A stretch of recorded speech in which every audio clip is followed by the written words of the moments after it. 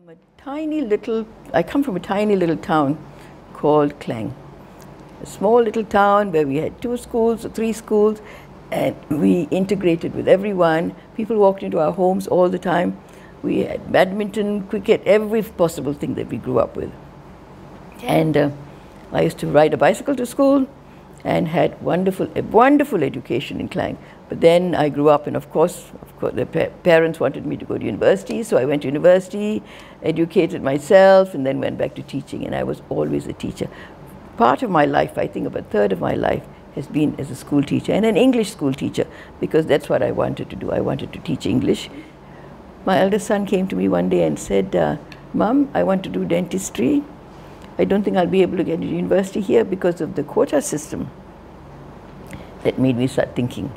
I had been sent to Australia, to Perth, as a young student and played the fool like hell. Never wanted to study. I had so much of fun, I was pulled back by my parents. So I said, no, I'm not going to allow the kids to go on their own. They're going to waste their time and money and probably fail all their exams. So my husband and I talked very seriously about that and decided I would go with them. I applied for a job and got a teaching job in Armadale. It's a tiny little town. It's cold as anything. But I got to Armadale, and we were the only black ones in this white town. And of course, the Aboriginals were in the sort of rural areas, and they would come to the town dead drunk. And I really felt out of place, completely out of place.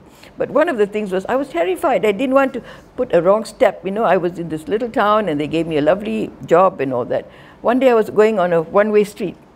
Policeman stopped me. And I said, oh my God, what am I going to do if I get caught by the police? I'm sure the school will hear all about it.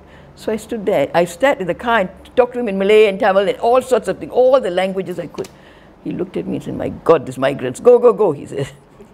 And the next week, at parent-teacher night, he was there, one of the parents of my students. He came to me and said, oh my goodness, you're an actress, aren't you? Anyway, that was one of the experiences we had. But Armadale was good, but I wanted my kids to go into a bigger town. So we went to Sydney. We moved to Sydney, and I started work as, I opened a restaurant. For a short time, I wanted to cook, I wanted a restaurant. And I started putting garlic in my food. Australians didn't like garlic at that time, you know. If they ate garlic, they, oh, we ate garlic, we ate garlic. So I put garlic, and people said, did you serve it with garlic? I said, no, no garlic. It's just tasty. I put all the sauces. That was what you normally did. But anyway, we had so much of fun. At the end of 2 years, I had a problem with my hand. I had carpal tunnel problems. It had to be operated on. My mother came to Sydney, and she said, sell the bloody restaurant. Sell it, forget it. So in the end, I sold it. And then I was again at a standstill. What was I going to do? And then I applied for a job teaching again. And they told me, would you go to Cabramatta? Because on my form I had put down one of the languages I spoke was Hokkien. So they said, okay, Teochew and Hokkien is very similar. Will you go to Cabramatta and teach? This was this place where all the Vietnamese refugees was coming in, you know. On one of the tours, we went to the little town Cabramatta, and there was Vietnamese women with their hats and all that, the conical hats, cooking and sort of serving and chopping up and having lovely lemongrass and galangal. That's our sarai and lengkuas, you know. And they had chili, and they had their sort of belacan, which was ngapi, which was slightly different. And everything was there, and I looked at it, I said, my God, this is almost similar to Malaysia. It was like the hawkers, you know, in Malaysia. And many of them were industrious. You know, one would work in a car yard, the wife would work in a restaurant, and slowly they built up their food. And I started sending a lot of my friends who were journalists, because by that time I was writing about food. I started sending them to Cabramatta, and we started looking at the food. And so it started growing as a food suburb. We had millions of cameras coming in every year, in fact, from America, from the UK, and people here, the local television crews used to come, and I used to take them around and show them all these things. So it was really good. And Cabramatta started improving as a suburb.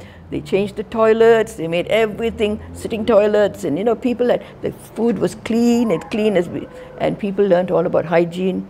And it was fabulous food. Even today, you want the best Vietnamese food in Australia, you go to Cabramatta. good pho soups, rolls, chow tam, all these fabulous things. Thai food was good, and it's one of the nicest suburbs. And I was lucky that people recognized what I was doing, because one of the articles I wrote was called a day trip to Asia. In other words, you don't have to go to Asia. You can take a bus trip and you can get to Asia, because it was Thai food, Vietnamese, Cambodian, Laotian, Japanese, all these foods were there. And I got an award for that. I got many awards from the state and government. So people recognize that, they recognize what you do, and they're always looking out for something that you've done, and that was what happened. But one of the interesting things about my life that really started me on food was that I was brought up by a Cantonese ama. You know the black pants and white top? Yes. My ama came out from China in 1930. My mother had me in Singapore. I was born in Singapore, although I was Malaysian, grew up in Malaysia. By the time I was born, she had gone so far ahead, because she was delivering babies and all sorts of things. Because, the Chinese natives at that time knew a lot more, the villagers knew a lot more about delivering babies. They knew the raw common sense things. Apparently, Amma told me once, she was speaking in Cantonese, I would understand. I grew up with all that language. My mother was brought up in a Baba Penang orphanage, and she was an orphan brought up by Baba Hokkiens. So she spoke only Hokkien. She never spoke any Tamil. She looked Tamil, she spoke Hokkien. My father was Sri Lankan, so we had all these languages, jumble of languages, Hokkien, Cantonese, and then also Tamil. My father spoke to the servants, and Malay, and everything in the house was wonderful. So, and then my ama was a good cook. When she came to Malaysia to look after me during the war years and all that, she was a good cook. And not only was she a good cook, she also planted kangkong, planted all sorts of things so that we could survive the war years. She was marvelous, she would do a lot of stuff like that. And one of the most interesting things, I don't know whether I should talk about it in camera, but she used to make, the two of us, my niece, my cousin and myself, my mother's niece, we used to wee in a toilet, in a little potty.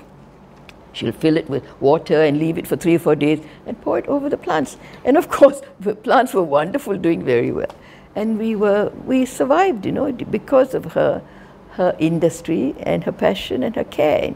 And then we had a papaya tree, we had a pomelo tree, and she used to take the pomelos and save the pomelos and take to the temple and barter for pork, barter for something else, get a little bit of money. And somehow she taught me a lot. I was a little child growing up then. I used to stay in the kitchen. My father and mother were school teachers. I used to stay in the kitchen. She used to show me this was that and that. She said, your mother and father hopeless, don't know how to do anything. But she taught me the best thing possible was ho hyong. Everything has to be ho hyong. Ho hyong, ho sek. It's the best way. And that was my principle all along. You learnt about food, you learnt about aroma, how to put the herbs in, how to marinate things. And this was all just basic common sense things.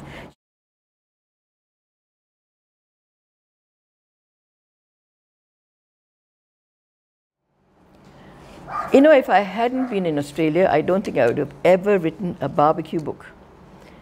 Only because Australians are very relaxed about their weekends. Weekends is the day that they're fun, the whole weekend. You can't get them anywhere. Saturday they'll mow the lawn, clean the house and all that.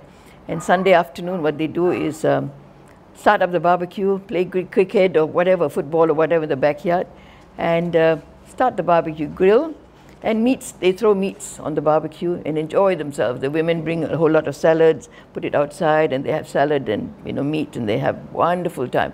The Asians came in after the 80s, because it was White Australia policy until then. And when the Asians came, they influenced a lot of the food, because there were beautiful restaurants being created all over Australia. And one of the main things we did was we marinated our food. And so they started marinating their meats and putting their meats on the barbecue.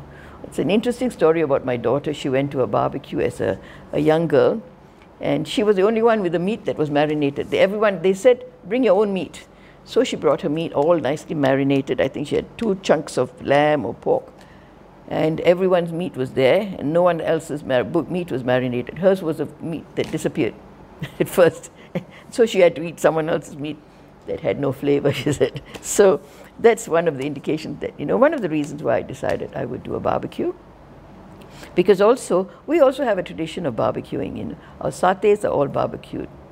Very often, and people just barbecue. They grill a lot. The chicken wings are grilled, a whole lot of lamb is grilled, and the kebabs are always grilled, and the tandoori things are grilled. And so the kebab is also a very Middle Eastern tradition. So I felt that, we had that sort of tradition, let's do a barbecue book.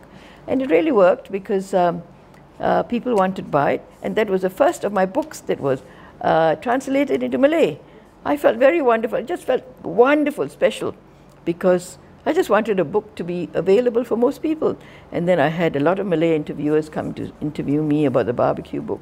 So that was good. That was a great thing for me. I felt chuffed. I really felt chuffed, excited about it all.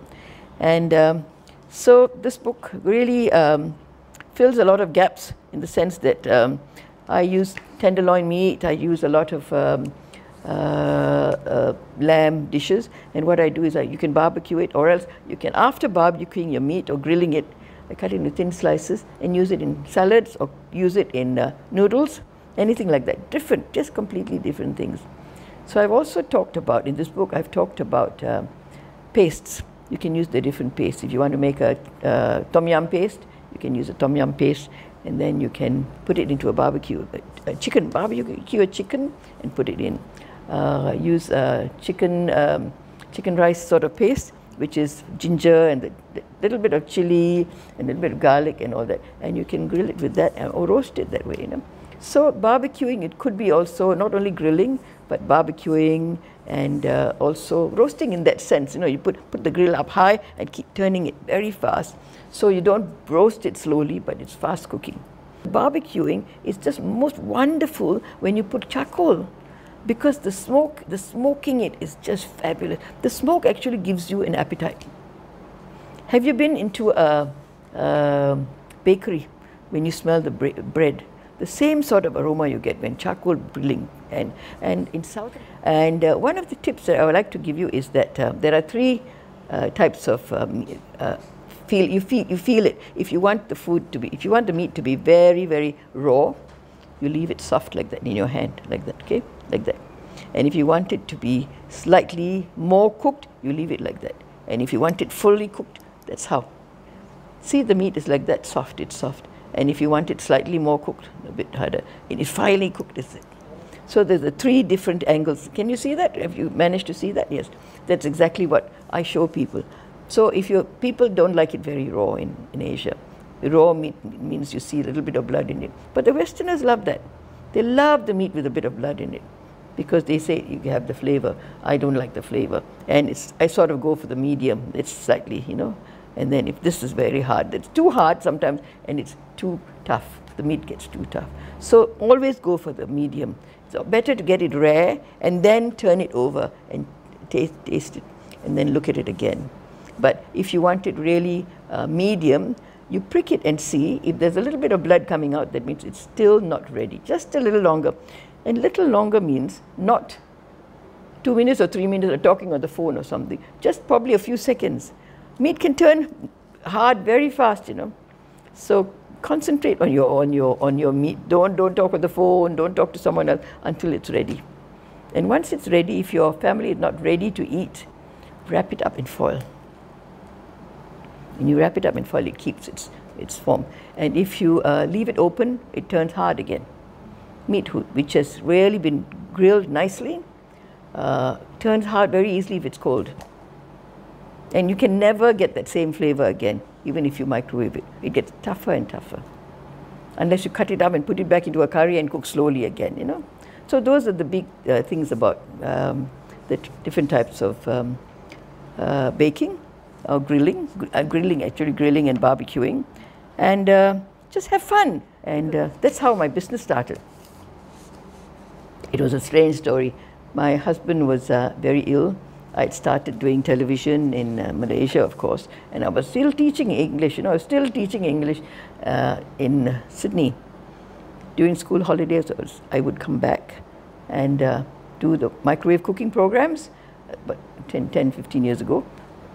did the cooking programs, do 12 or 21 programs, and then take the plane and go back to the school, to my snotty-nosed kids. They were dirty, smelly kids, the boys. They were dirty, smelly boys, but they were lovely. I loved the boys. And then finally, my husband got very ill with cancer, and I knew that I had to look after him and also to make ends meet, because there were lots of bills and all sorts of things. So at one stage, I just decided I must give up whatever I was doing and teaching and go back to doing a business. So I went to the largest company I was working with, IAM Foods, IAM, Eclué, and said to them, look, do you want me full-time? They jumped at it. So I just joined them full-time. Well, God is good to all of us, you know. If we work hard, somehow or other, He opens a door for us. If one door closes, another door opens. That's what I've always believed. And in life, as long as you trust and someone up there who looks after you, and also tell yourself that you can do it. Anyone can do anything. To all my Malaysian readers, people who enjoy my food, people who like to have recipes sent to them, get me on my website if you need to, or else get the publishers to contact me. I will help you in whatever way I can. But also remember that food is to be shared, it's got to be enjoyed. Teach your children to cook however young or old they are. Bring them into your kitchen. Teach them just simple things, even making an omelette and grilling an omelette, baking an omelette, putting chicken wings. Just put some tomato sauce, some ketchup, everything in your chicken wings, put them in grill and enjoy it. Barbecuing. Let the kids enjoy that. And then their friends will appreciate it, and we will have good food and good meals, rather than having someone somewhere you're eating food when you have MSG thrown into it and a whole lot of stuff. Do it yourself. Have fun.